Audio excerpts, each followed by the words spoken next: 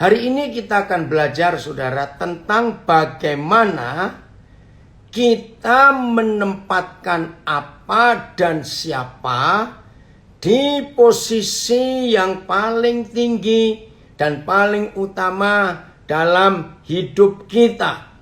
Saya ulangi lagi, hari ini kita mau belajar untuk mengetahui, untuk menanyakan siapa yang kita beri tempat di posisi yang pertama dan terutama dan yang terpenting dalam hidup kita. Nah, kalau kita masing-masing bisa mengetahui apa dan siapa yang ada di posisi terpenting atau posisi tertinggi atau posisi yang terutama di hidup kita ini, nah, dialah yang dengan sendirinya akan mengontrol, akan mengatur, akan menguasai, akan mengarahkan, akan menuntun kita ke arah mana dalam perjalanan hidup kita ini. Ted, terima kasih Bapak kamu hadir. Saya ulangi lagi. Siapa dan apa yang kita beri untuk menduduki posisi atau tempat yang pertama, yang terutama, maaf, yang terpenting dalam hidup kita. Maaf. Nah, kalau kita tahu apa dan siapa yang kita berikan posisi terpenting dalam hidup ini, maka dialah yang akan mengontrol, akan mengatur, akan menguasai hidup ini. Saudara, saya nggak tahu beberapa di antara saudara yang hari-hari ini dengar cerita. Saya itu aneh. Apalagi selama pandemik ini, saudara. Bulan Januari dan masuk Februari, selama 7 hari Februari kemarin, saya kaget.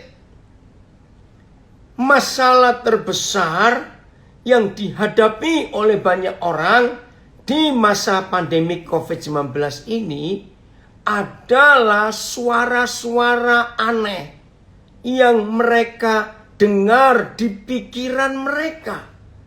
Saya sampai heran, tidak sedikit orang gak bisa tidur gara-gara suara-suara itu.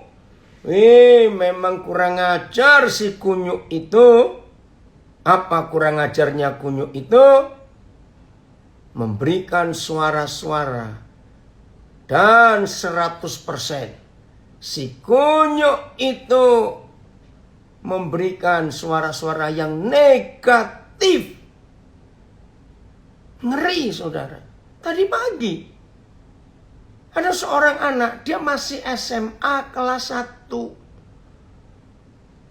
Nah, terus dia itu lagi makan sesuatu yang biasanya kalau dia makan, aromanya itu menyenangkan dia. Tiba-tiba tadi, kemarin sore, dia makan makanan yang sama. Dia kok gak mencium apa-apa. Nah, karena dia terlalu banyak mendengar berita tentang COVID, maka dia memutuskan, aduh, berarti aku ini COVID ini. Karena aku tidak bisa mencium aroma makanan ini yang biasa begitu tajam. Semalam dia nggak bisa tidur. Tadi pagi dia telepon, saya tertawa, dia marah. Dia manggil saya papi. Papi nih, ada orang sakit malah apa yang tertawa. No, saya bilang gini loh, kalau pikiranmu bisa ngomong, jangan-jangan aku ini COVID. Kenapa kamu nggak memikir hal yang kebalikannya? Oh, mungkin kotoran hidungku terlalu gede sehingga nyumbat. Loh, bisa toh kalau begitu? Maka itu jangan panik. Suara apa yang kita berikan kesempatan, kita tempatkan di hidup kita? Suara siapa? Apa yang kita tempatkan? Saudara, betul-betul kurang ajar si kunyuk itu. Maka itu hari ini ayo kita periksa, kita teliti. Siapa dan apa yang kita beri tempat yang paling tinggi di hidup kita. Ada nggak orang memberikan posisi tertinggi dalam hidupnya adalah uang? Ada, akan tidak sedikit.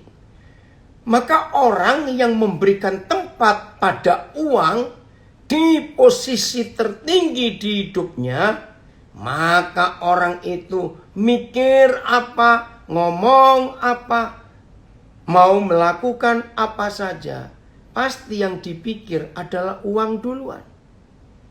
Sakit hati bisa menjadi tempat, diberi tempat yang paling tinggi dalam hidup kita. Mari kita cek, mari kita periksa. Nah, terpujilah Tuhan Yesus. Dan diberkatilah hidup kita. Kalau saudara memberikan tempat itu kepada Tuhan Yesus. Wah, luar biasa. Kalau saudara memberikan tempat itu kepada Tuhan Yesus, sudahlah. Yang lain-lain minggir. Karena gak ada tempat.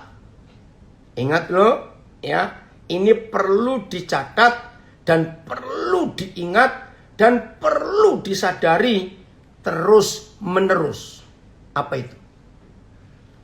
Posisi atau tempat yang paling tinggi dan yang paling terutama di dalam hidup ini. Saya ulangi. Ingat, sadar, catat, satu-satunya tempat. Tempat yang paling tinggi dan yang terutama di dalam hidup kita. Tempat itu cuma satu. Ini yang luar biasa. Saya bersyukur waktu Papa memberitahukan itu. Oh ya, jadi posisi yang paling tinggi di hidup setiap manusia itu hanya satu. Nggak ada dua. Kalau dua bagaimana dong? Siapa yang paling tinggi? Artinya kalau saudara, ya, firman Tuhan itu diberi tempat yang paling tinggi di hidup kita, maka satu-satunya tempat di posisi yang paling tinggi, ya berarti firman Tuhan. Dan Tuhan Yesus ini luar biasa. Oh udah, Yohana, saudara papi ajak saudaramu itu. Nah ini ada tambahan ayat bagus di Instagram. Terima kasih Mario, papi senang sekali kamu ingatkan. Nah ini anak saya Mario nulis Ayub 3:25. Karena yang kutakutkan itulah yang menimpa aku. Dan yang kucemaskan itulah yang mendatangi aku. Ngeri. Ayub 3 ayat 25. Maka itu banyak orang sehat jadi sakit. Karena si kunyuk itu memasukkan suara-suara yang kurang ajar. Saya ulangi, Ayub 3:25. Kiriman Mario. Karena yang kutakutkan itulah yang menimpa aku. Dan yang kucemaskan itulah yang mendatangi aku. Saudara, ayo hari ini kita harus dan selalu harus ngecek siapa di posisi yang paling tinggi di hidup kita. Dan ingat, posisi itu cuma ada satu kursi. Posisi itu cuma ada satu di hidup semua manusia.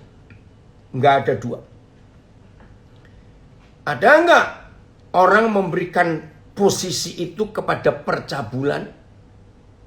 Betul nggak? Ngeri sekali. Kalau sudah begitu, maka itu cek. Apa posisi yang paling tinggi?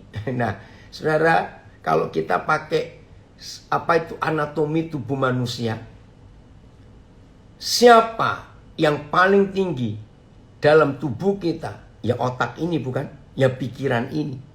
Karena di atas ini gak ada apa-apa bukan? Nah ini loh. Jadi memang pikiran itu. Maka itu di dalam ilmu jiwa, dalam psikologi. Pikiran ini saudara, aduh. Tempat yang ngeri sekali. Bahkan menurut 2 Korintus 10. Ya, ayat yang keempat. Medan perang. Tahu medan perangnya? Itu adalah pikiran. Oke, saya baca ya. 2 Korintus pasal 10. Medan perang itu ternyata pikiran kita. Ini buktinya. Wow, firman Tuhan itu luar biasa dan bisa dipercaya. 2 Korintus 10 mulai ayat yang ketiga. Maaf. Memang, nah ini loh, kata ini bagus. Memang kami masih hidup di dunia. Tetapi kami tidak berjuang secara duniawi. Masih hidup di dunia. Tapi nggak boleh berjuang secara duniawi. Karena senjata kami dalam perjuangan, dalam peperangan, dalam hidup ini bukanlah senjata duniawi. Misalnya senjata pistol, senapan, laras panjang, atau dinamit, atau bukan. Melainkan senjata yang diperlengkapi dengan kuasa Tuhan yang sanggup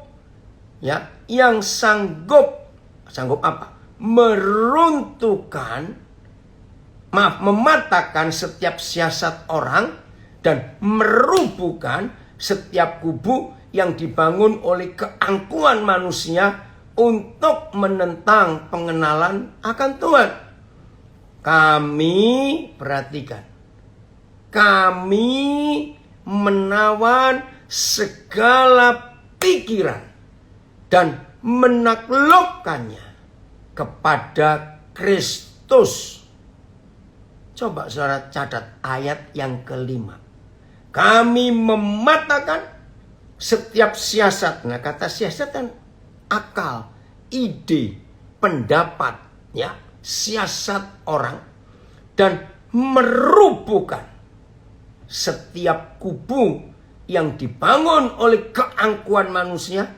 Bicara angkuh, pikiran lagi, kesombongan, untuk menentang pengenalan akan Tuhan. Wah ini loh, pokoknya kalau kita tidak bisa mengenal pada Tuhan, kita pasti mengenal pada iblis. Cuma satu di antara dua. Nah, kalau pikiran-pikiran kita dipenuhi dengan suara-suara setan, suara si kunyuk itu, otomatis hidup orang itu dikendalikan, disetir, dikuasai oleh suara-suara si kunyuk itu. Ya, lihat, kami menawan. Apa itu kata menawan? Menaklukkan, membelenggu. Siapa? Segala pikiran dan menaklukkannya kepada Kristus. Haleluya. Jadi saudara perhatikan medan tempur, medan perang di hidup manusia itu adalah pikiran kita. Ada komen dari Nabire, makasih Maria, ini anak saya. Karena itu berpikirlah yang positif akan segala hal. Jika pikiran positif ada di dalam diri, maka tidak ada tempat untuk si negatif. Betul, Ayub 3:25. Serius saudara. Ya, saya beri contoh. Ya, ini semua mama, khususnya mama. Jangan tersinggung para mama, ibu. Tapi ini terjadi. Misalnya, anak remaja saudara tadi sore pamitan mau ke rumah temannya. Biasa bukan? Namanya anak. Ya udah. Loh, katanya jam 9 pulang. Ini sudah jam 10. Kok belum pulang? Kemana ini? Nah, wajar, ini bahasa manusia, wajar. Pasti yang namanya orang tua mikir, aduh jangan-jangan, aduh apalagi ini musim penculikan, aduh.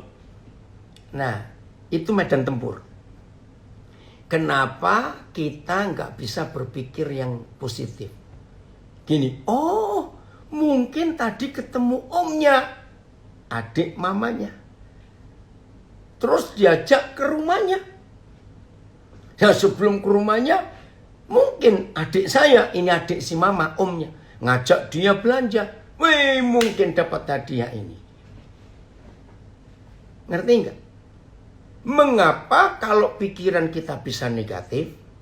Kenapa kita tidak mengalihkan, mengarahkan kepada hal-hal yang positif? Di dalam psikologi ada istilah asumsi. Pernah dengar kata asumsi? Ya, asumsi itu jahat, saudara. Berarti positive thinking diajarkan ya di Alkitab sudah ribuan tahun yang lalu. Nah, yang tanya saya nggak tahu siapa ini. Nanti kita lihat dalam Filipi 4 ayat 8. Atau bolehan sekarang buka Filipi 4 ayat 8. Nah, maka itu pikiran ini medan tempur, medan perang, saudara. Yang jahat sekali. Saya sering berkata begini, jangan jadikan pikiran saudara langganan medan tempur iblis. Wih, capek kalau ada orang membiarkan.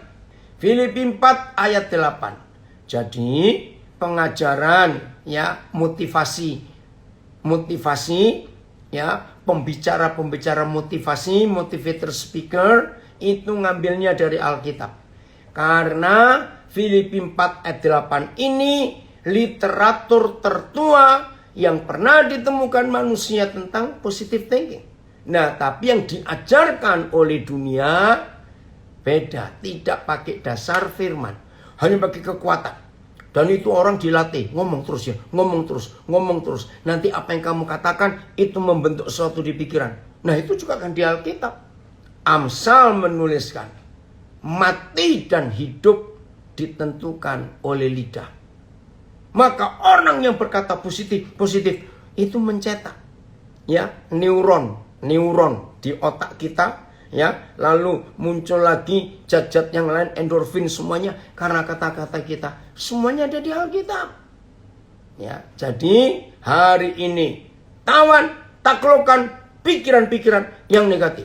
Nah, karena ada yang tanya saya bacakan. Jadi akhirnya Filipi 4 ayat 8. Jadi akhirnya saudara-saudara, 1. Semua yang benar. 2. Semua yang mulia. 3. Semua yang adil. 4. Semua yang suci. Jangan yang kotor-kotor. 5. Semua yang manis. 6. Semua yang sedap didengar. Jadi jangan berita hoax, berita-berita sampah. Jangan yang sedap didengar saja. Itu firman. Keberapa lupa saya. 7 ya. Semua yang disebut kebajikan, yang bagus-bagus. Dan yang terakhir, semua yang patut dipuji.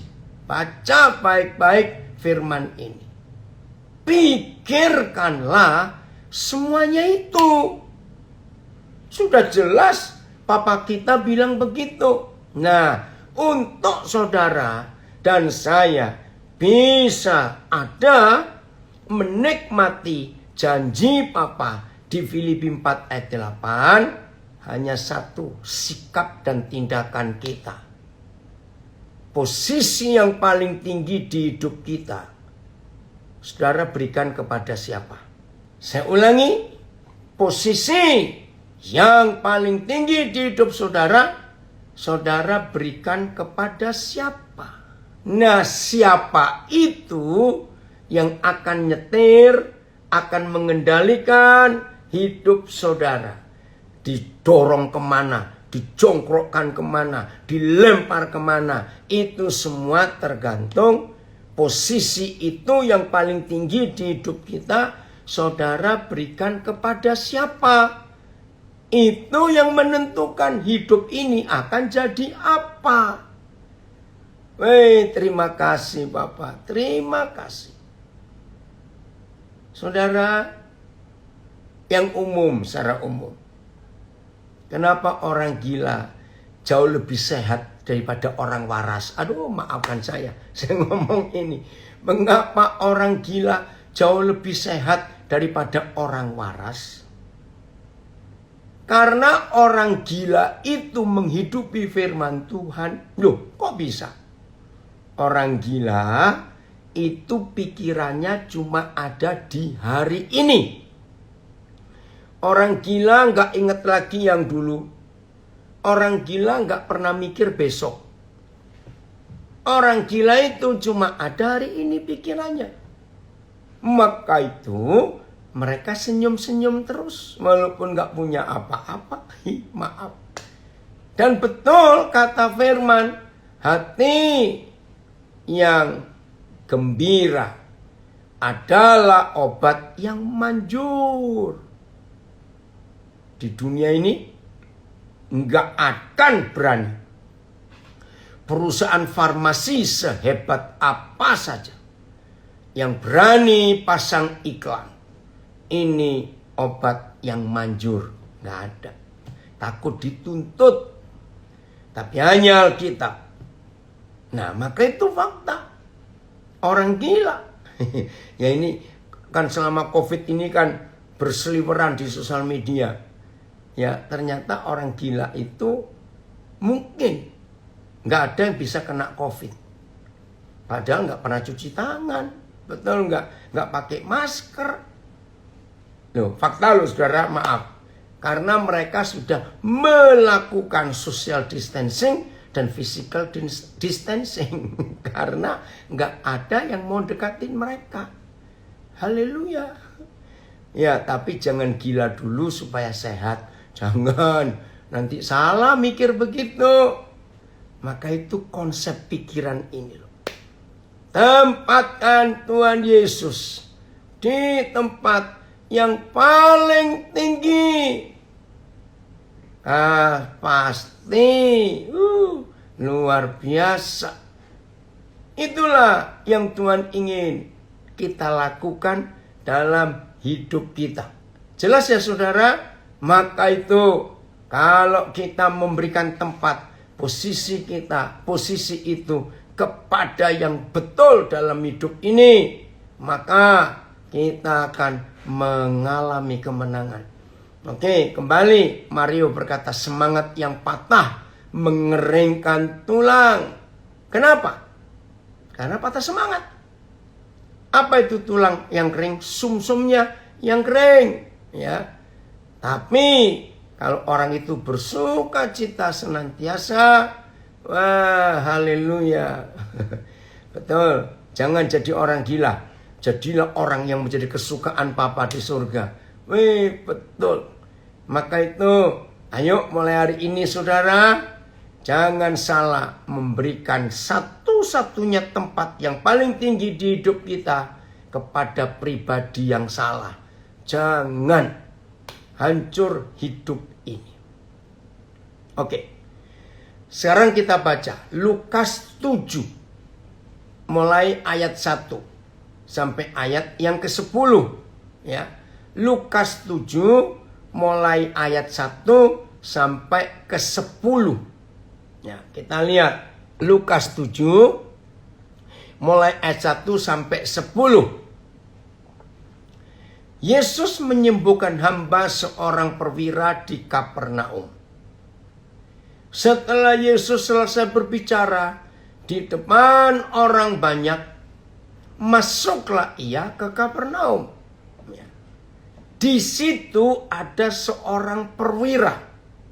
Kalau sekarang jenderal pangkatnya, dan kalau istilah Indonesia dia itu panglima daerah militer, Pangdam. Jadi posisinya tinggi. Yang mempunyai seorang hamba yang sangat dihargainya. Hamba itu sedang sakit keras dan hampir mati. Wih, ngeri. Ya mungkin kalau sekarang itu kanker ganas. Mungkin, saya tidak tahu. Pokoknya sakit keras hampir mati. Ketika perwira itu mendengar, nah kuncinya di sini. Terima kasih Bapak. Tolong ingat awal tadi kita belajar. Saudara mengizinkan siapa yang berbicara di pikiran saudara. Saya ulangi. Dari awal kita sudah belajar. Saudara mengizinkan siapa yang ada di posisi yang paling tinggi di hidup kita. Dan posisi yang paling tinggi itu adalah otak kita, pikiran kita, medan perang ini. Siapa yang saudara izinkan untuk bersuara, untuk berbicara, saudara mau dengar siapa? Ini penting. Maka itu ayat 3. Ketika perwira itu mendengar. Lihat telinga pikiran. Ketika perwira itu mendengar tentang Yesus. Siapa yang kita izinkan berbicara kepada pikiran ini? Saudara harus ngerti loh. Telinga kita memang di kiri kanan kepala kita. Pikiran tidak punya telinga yang secara jasmani. Tapi ternyata di pikiran kita itu telinganya banyak sekali. Ngerti nggak kalau saya pakai ilustrasi ini? Di pikiran kita telinganya banyak sekali. Kalau secara anatomi tubuh manusia, telinga kita cuma 2. Tapi ternyata di pikiran ini telinganya nggak 2. Saya nggak tahu berapa banyak. Tergantung orang itu memasang telinga di otaknya, di pikirannya. Untuk siapa? Wih, kalau kita belajar tentang psikologi ini, benar nak. Wow, di pikiran kita banyak telinga. Benar banget. Lihat. Berapa kali suami istri perang. Karena ada berita katanya. Nah, yang menerima berita katanya kupingnya terlalu tipis. Rusak rumah tangga, nggak dicek dulu. Maka itu, kalau perwira ini, ayat 3 Lukas 7 itu luar biasa. Ketika perwira itu mendengar tentang Yesus. Ayo, sebagai anak-anak Bapa di surga, nggak sempat kita ngitung berapa kali kita sudah dengar tentang Tuhan Yesus. Nggak ngitung. Betul tidak? Nah, pertanyaannya, apa reaksi kita setelah kita mendengar tentang Yesus? Perwira ini reaksinya luar biasa. Apa reaksinya setelah ketika perwira itu mendengar tentang Yesus? Dia ambil tindakan. Nggak cuma dengar saja. Maka itu saya ulangi lagi. Ingat ya, telinga jasmani kita cuma 2. Tapi telinga di pikiran kita, bisa 20, bisa 30. Terserah orang itu mau menaruhkan telinga berapa banyak di pikirannya. Ngeri. Maaf saya pakai kalimat ini. Banyak murid Yesus sulit mendengar suara Tuhan. Banyak toh? Maaf loh saya berkata.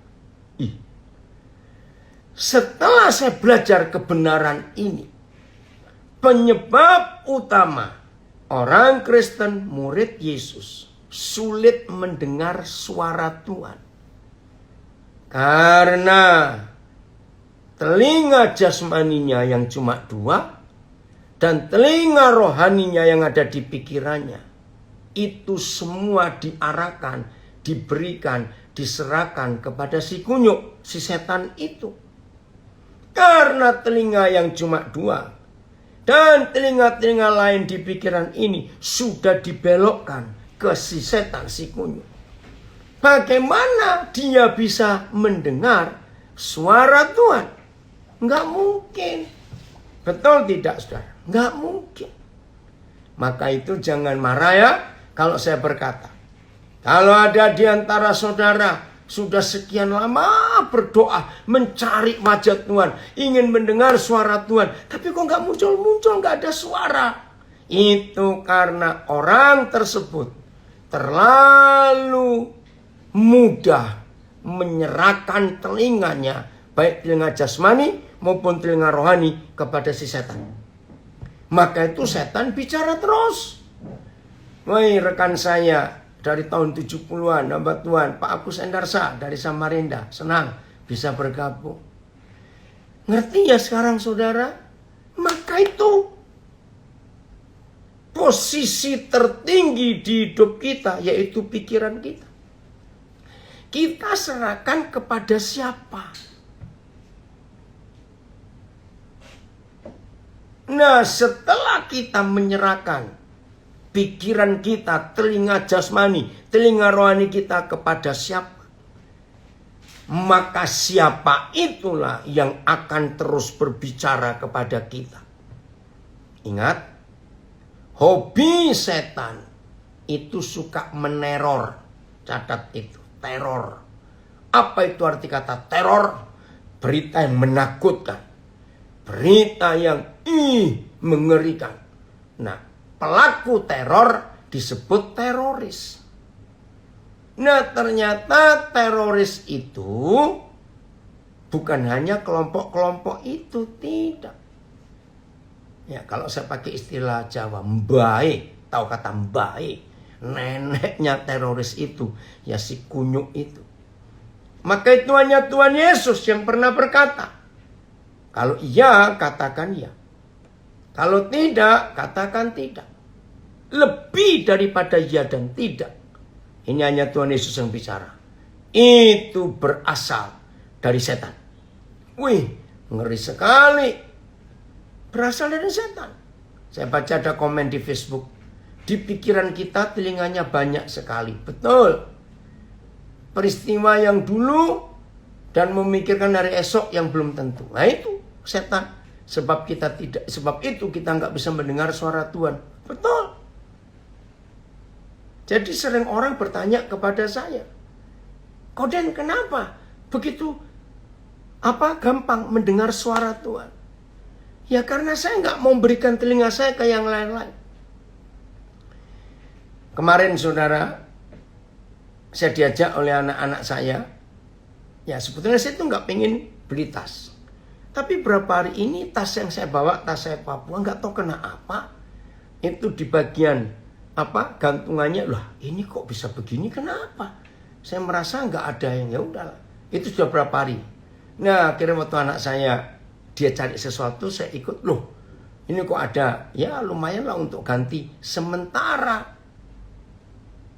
Harganya cocok. Nah, yang melayani Roh Kudus bicara kepada saya. Akhirnya saya minta nomor HP-nya.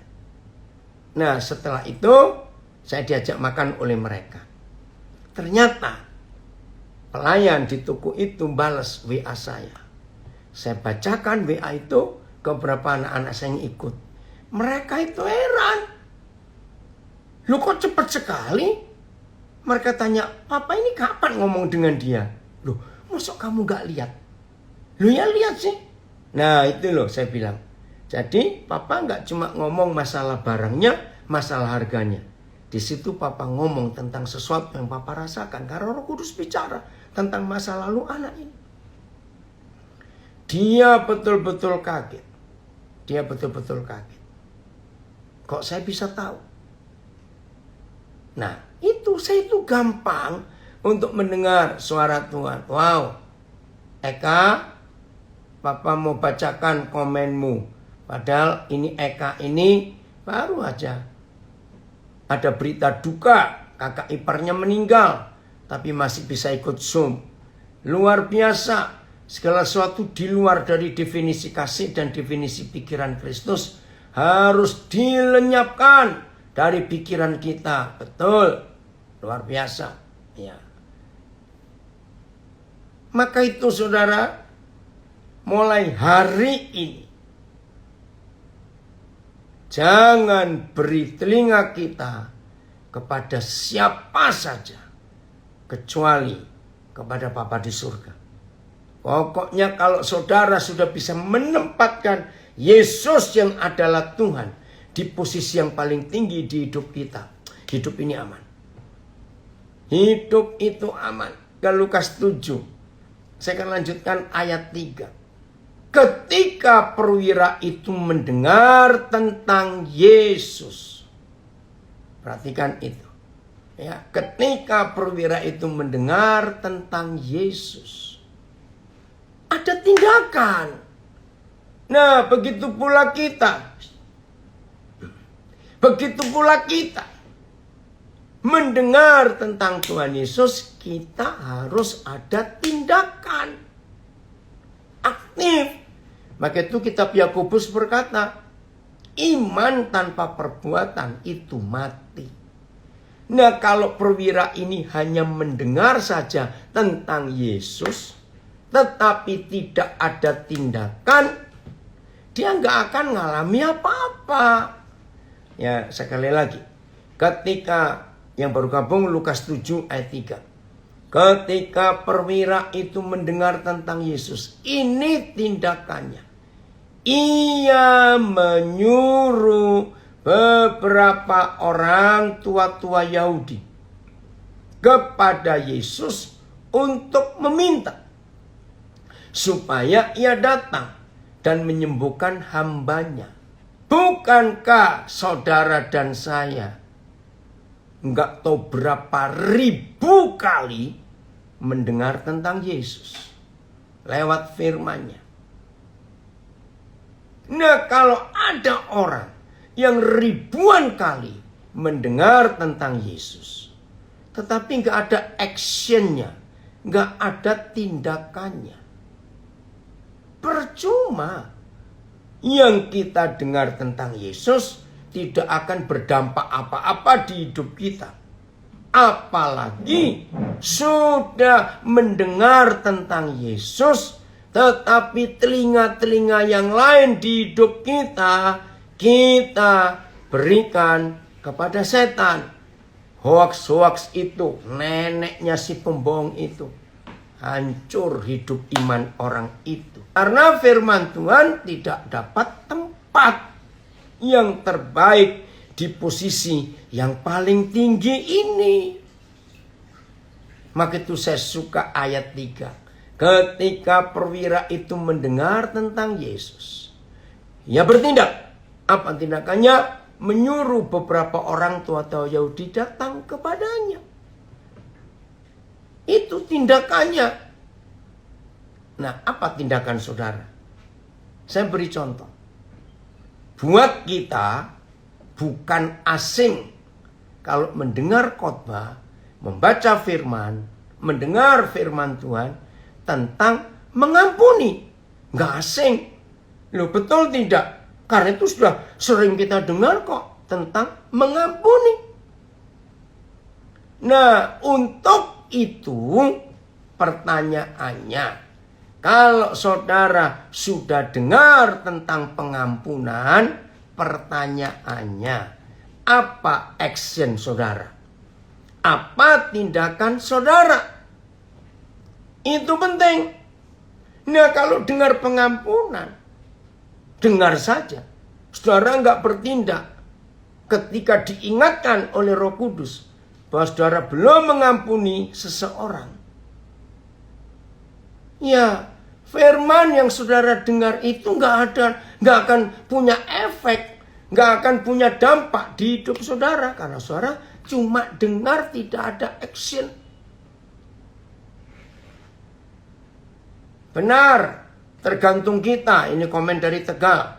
Benar, tergantung kita. Mau menempatkan telinga kita untuk mendengar perkataan Tuhan atau perkataan setan. Maaf ya saudara, semua kita pasti menyadari. Kenapa ya? Kalau setan ngomong, manusia itu kok cepat bertindak. Lihat para pembunuh. Lihat para penjahat. Bahkan berapa orang yang bunuh diri. Dan ada yang gagal bunuh diri. Mereka bilang ada suara, lompat kamu. Dengar. Mengapa kalau setan yang bicara, manusia itu cepat nyautnya, cepat Cepet actionnya. Saudara, lagi sekali, jangan tersinggung saya ngomong ini. Kalau ada orang bisa berbuat jahat dengan mudah, maaf. Kalau ada orang bisa berbuat jahat dengan mudah, itu karena suara di tempat yang tertinggi di hidupnya yang memerintah dia untuk melakukan kejahatan. Dah gitu saja. Maka itu saya ngomong lagi. Kenapa sih kita ini? Kalau setan yang ngomong, maaf, setan yang memerintah. Kenapa kita cepat melakukan yang namanya manusia ini? Betul tidak, saudara? Coba bayangkan kalau itu dibalik. Bagaimana semangat manusia untuk melakukan suara setan, action. Itu dibalik secepat itu kita melakukan suara Tuhan yang masuk di telinga jasmani maupun masuk di telinga pikiran kita. Ada komen di IG, mendengar firman Tuhan, merenungkannya, dan minta kekuatan Papa untuk melakukan firman itu. Betul. Dari Nabi ada komen, karena manusia sulit mengalahkan hawa nafsu daging. Ya harus, jangan bilang sulit. Hari ini kita ambil keputusan. Ini yang Tuhan ingin, supaya kita bisa menjadi pelaku firman, aktor. Dari kata action, orangnya adalah aktornya. Luar biasa. Puji Tuhan, ini ada saudara kita dari NTT.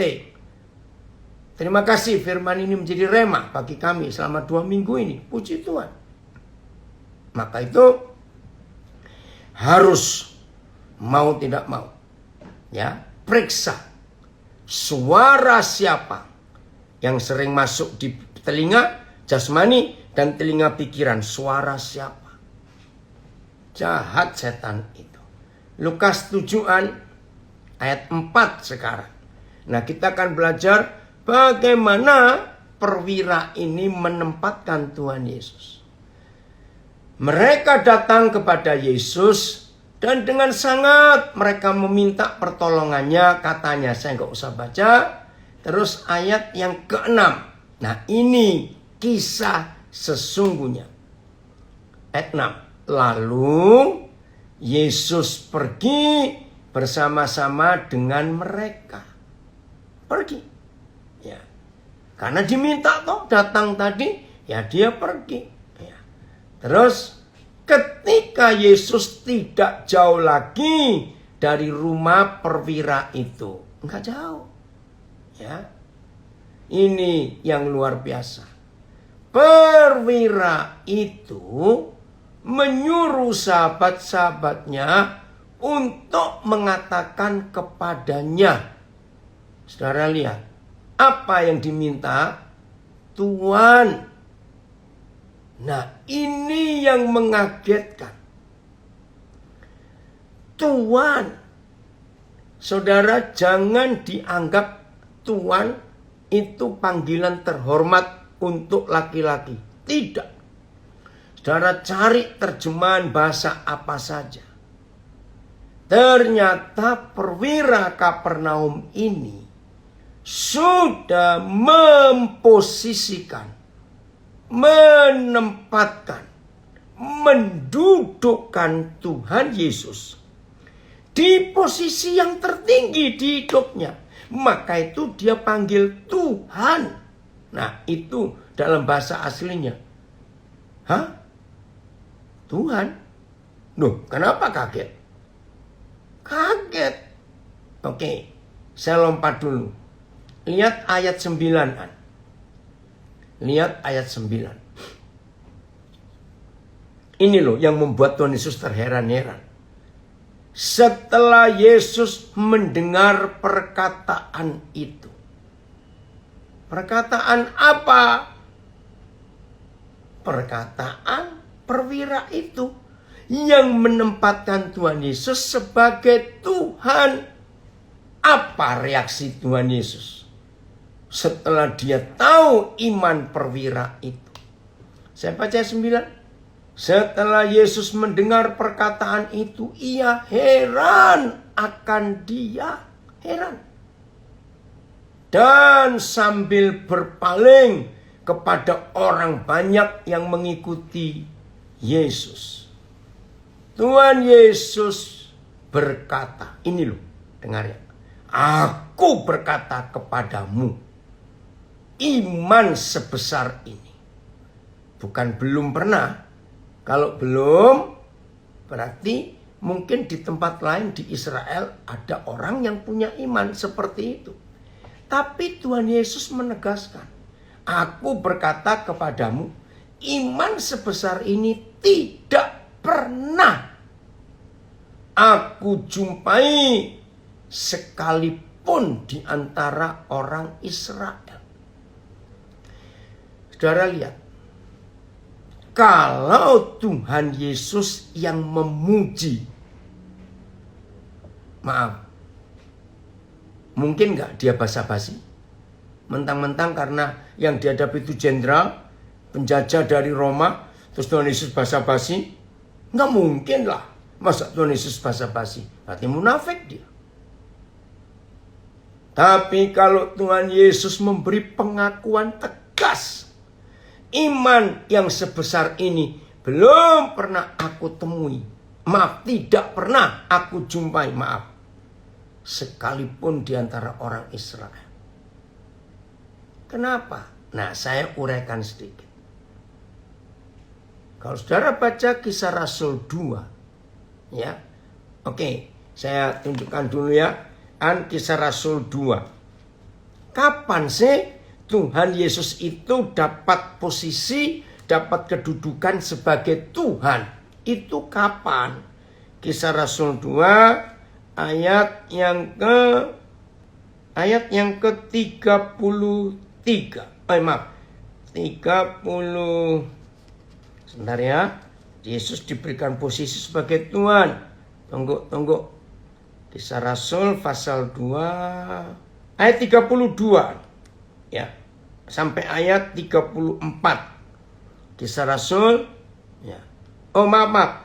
Ya, saya baca 32 saja dulu ya. Kisah Rasul 2 32. Yesus inilah yang dibangkitkan Tuhan. Jadi setelah kebangkitan.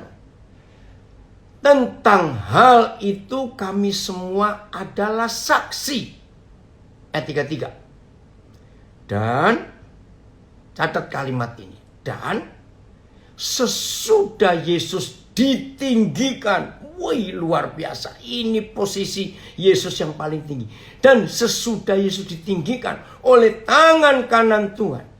Dan menerima Roh Kudus yang dijanjikan itu. Maka dicurahkannya apa yang kamu lihat dan dengar di sini. Jadi saudara jelas. Tuhan Yesus dibangkitkan setelah disalib. Papa surga yang membangkitkan. Setelah dibangkitkan, Tuhan Yesus ditinggikan. Ditinggikan dalam posisi apa? Lihat ayat 36. Ya, lihat ayat 36. Jadi seluruh kaum Israel harus tahu dengan pasti bahwa Tuhan telah membuat Yesus yang kamu salibkan itu menjadi Tuhan dan Kristus. Saudara masih ingat kira-kira 3-4 tahun yang lalu ada orang aneh. Kalau saya berkata orang gila yang merasa hebat tapi toh mati juga. Datang ke Indonesia dari negara lain yang mengobrak-abrik banyak orang Kristen yang gak punya pengenalan akan Tuhan. Tunjukkan kepada saya di kitab suci saudara, mana yang mengatakan Yesus itu Tuhan. Nah, banyak orang yang panik kontak saya. Saya tunjukkan satu ayat ini saja. Kisah Rasul 2 ayat 36. Ini firman-Nya. Yesus itu Tuhan.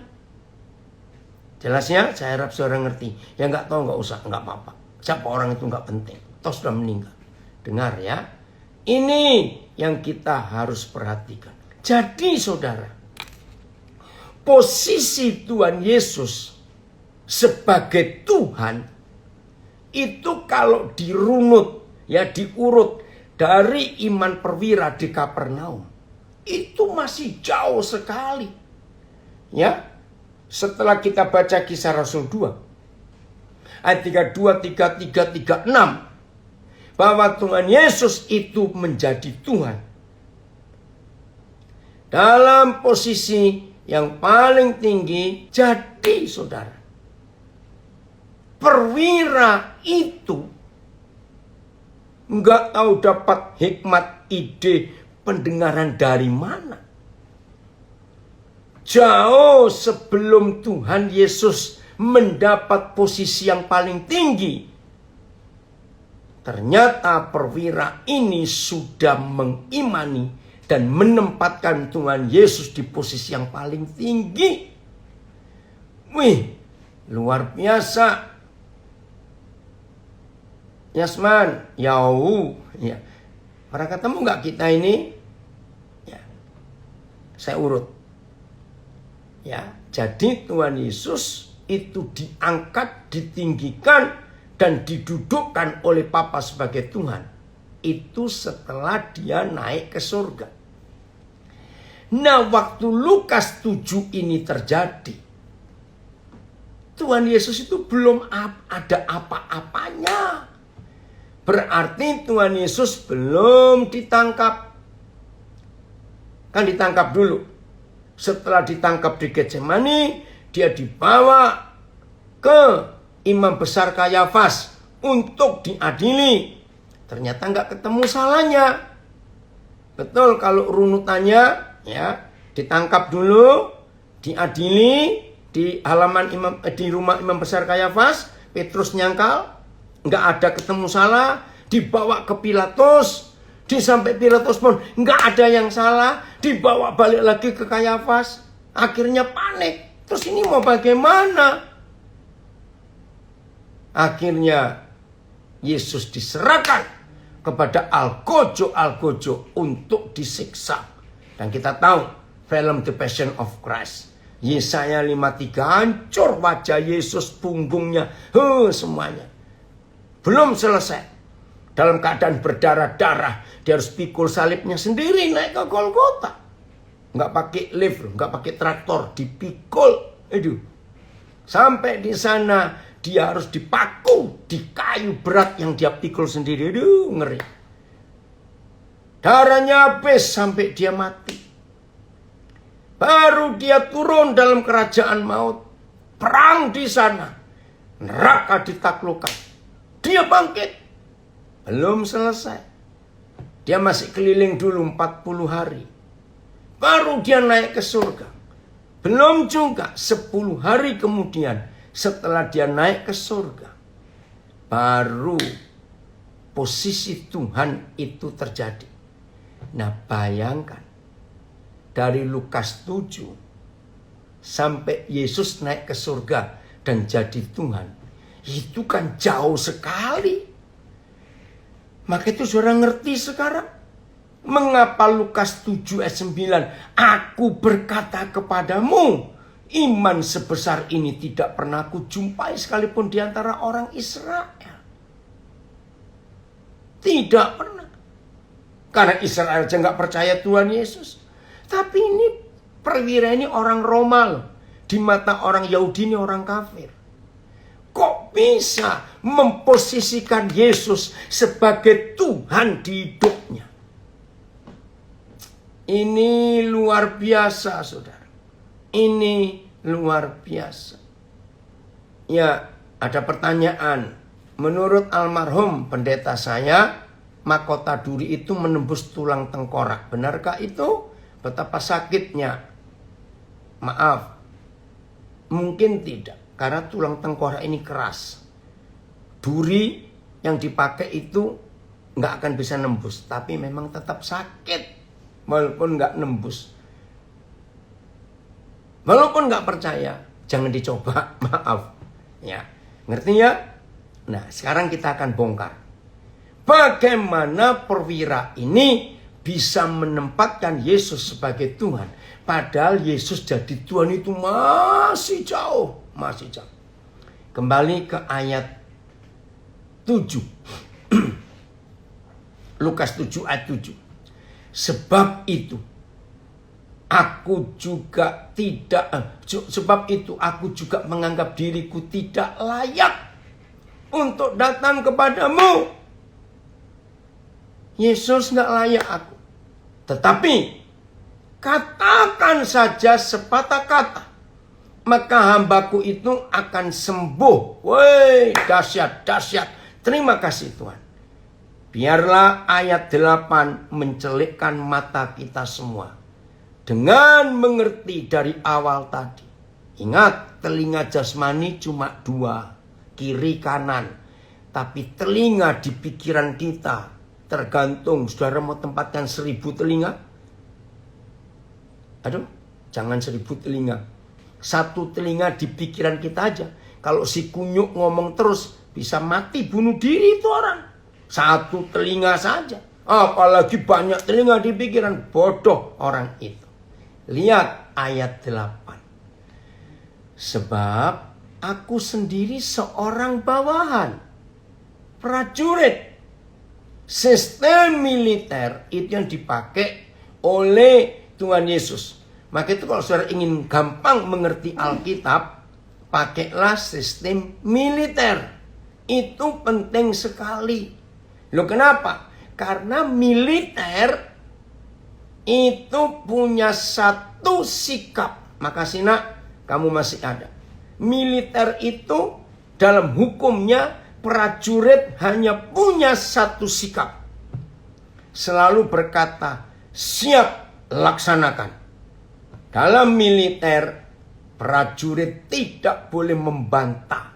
Sesakit apa, seberat apa situasi yang dialami oleh prajurit, maka ini dia harus siap laksanakan. Nah, puji Tuhan Eka, jadi sebelum kakak ipar dipanggil Tuhan, kamu sudah memberitakan Injil itu. Puji Tuhan, ya, full loyal, betul, Senta itu militer, hormat. Nah, lihat ini sistem militer. Ayat 8. Sebab aku sendiri seorang bawahan. Jadi dia ini prajurit walaupun dia jenderal. Sebab di atas dia ada kaisar. Terus, dan walaupun aku prajurit untuk kaisar, tapi aku juga jenderal. Yaitu di bawahku ada pula prajurit.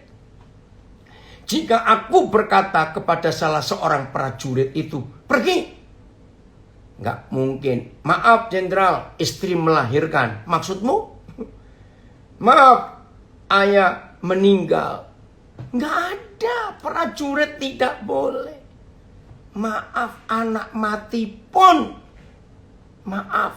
Kalau jenderal memberi perintah, tidak ada excuse, tidak ada alasan. Saudara, ini yang luar biasa. Saya ulangi ayat 8. Ini kuncinya. Maka itu kalau saudara, ya, apa yang Tuhan perintahkan dan saudara lakukan, hasilnya luar biasa. Sebab aku sendiri seorang bawahan, dan di bawahku ada pula prajurit. Jika aku berkata kepada salah seorang prajurit itu pergi, maka ia pergi. Dan kepada seorang lagi datang, maka ia datang. Ataupun kepada hambaku, kerjakanlah ini, maka ia mengerjakannya. Setelah Yesus mendengar perkataan itu, coba saudara lihat ayat 3. Ini ada kesamaan.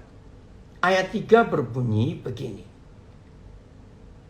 Ketika perwira itu mendengar tentang Yesus. Ayat 9. Setelah Yesus mendengar perkataan perwira itu. Ngerti nggak saudara? Ini loh koneksinya. Tolong yang masih jadi langganan suara si kunyuk di otakmu, bertobat hari ini.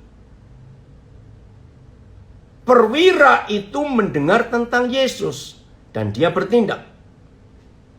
Yesus mendengar perkataan perwira itu dan Tuhan Yesus yang bertindak. Saya ulangi. Ayat 3 menuliskan ketika perwira itu mendengar tentang Yesus, maka dia bertindak, action. Panggil Yesus. Tapi setelah Tuhan Yesus mendengar perkataan perwira itu tentang imannya, tentang penundukan dirinya atas perintah komandan, Tuhan Yesus pun bertindak. Nah, sama, dengar ya. Kalau saudara mengizinkan telinga pikiranmu, telinga jasmanimu dengan berita-berita hoaks, berita-berita setan, penipuan, kebohongan iblis engkau dengar, maka iblis yang bertindak atas hidup orang itu. Ngeri. Tapi kalau saudara dan saya mendengar perkataan Tuhan Yesus dan kita bertindak, hasilnya yang luar biasa. Betul, Maria, maju pantang mundur. Karena di setiap langkah kita diatur oleh Tuhan. Bukan katanya-katanya. Maka itu rugi. Kalau cuma katanya-katanya. Untuk apa? Jelas ya? Nah, karena perwira ini imannya terbaca oleh Tuhan Yesus di Lukas 7 ayat 8. Maka itu bagi saudara yang sudah sering dengar khotbah Lukas 7 ayat 1-10. Jangan cuma beriman. Aku percaya. Tunggu dulu. Percaya bertindak tidak. Kalau percaya nggak bertindak, nggak ada gunanya dalam hidup ini. Jelas ya saudara? Ini luar biasa. Maka itu saya ulangi. Kalau ayat 3, perwira itu mendengar tentang Yesus dan dia bertindak.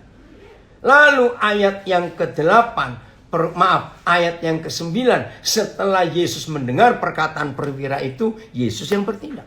Sama halnya, kalau ada di antara saudara berhari-hari merasa, kok Tuhan tidak bertindak apa-apa ya untuk hidupku, kok Tuhan begini ya. Ya maaf. Kalau saudara melihat tidak terjadi apa-apa dalam hidup saudara, berarti Tuhan tidak bertindak. Nanti aja. Kalau Tuhan tidak bisa bertindak, berarti orang itu tidak mendengar Yesus. Tuhan Yesus tidak mendengar iman orang itu. Maka itu nggak ada tindakan apa-apa dari Tuhan Yesus. Saya ulangi lagi. Ayat 9. Setelah Yesus mendengar perkataan perwira itu. Apa yang didengar? Setelah perwira itu menempatkan Yesus sebagai Tuhan, yang mana Yesus masih jauh untuk posisi Tuhan. Puji Tuhan. Ya sebentar, ini ada komen bagus. Setelah puluhan tahun baru ngerti dan paham tentang Lukas 7. Iya, karena maaf banyak pendeta khotbah yang salah. Hanya menitik beratkan beriman, mujizat terjadi. Tapi nggak dijelaskan beriman yang bagaimana. Ada komen lagi di Facebook, betul.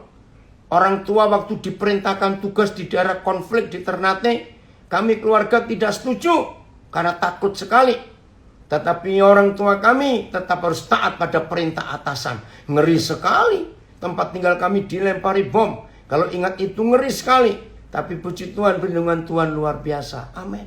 Nah, yang cerita ini adalah anak dari satu-satunya orang Indonesia yang 3 kali dilantik jadi gubernur di 3 tempat. Wih, luar biasa kesaksiannya ini. Jadi mau taat ya? Maka itu kalau saudara ditemukan setan, bahwa ada orang yang taat mendengar suara setan, suara kunyuk, baik di telinga maupun di telinga pikiran, sudah orang itu jadi langganan setan. Gitulah. Tapi terpujilah Tuhan, Kalau saudara mau menempatkan Yesus sebagai Tuhan, dan kita dengar suara Tuhan dan kita lakukan, baru mujizat terjadi. Haleluya. Jangan cuma ngomong, Engkaulah Tuhan, Engkaulah Raja, berdaulat atas hidupku, ku berserah penuh. Jangan cuma nyanyi, tapi hari ini posisikan hidup kita di bawah ketuhanan dan pemerintahan Yesus Tuhan yang paling tinggi di hidup. Pasti hidup ini luar biasa. Ayo kita jadi pelaku firman. Tuhan Yesus memberkati kita semua. Setan pasti dikalahkan. Haleluya.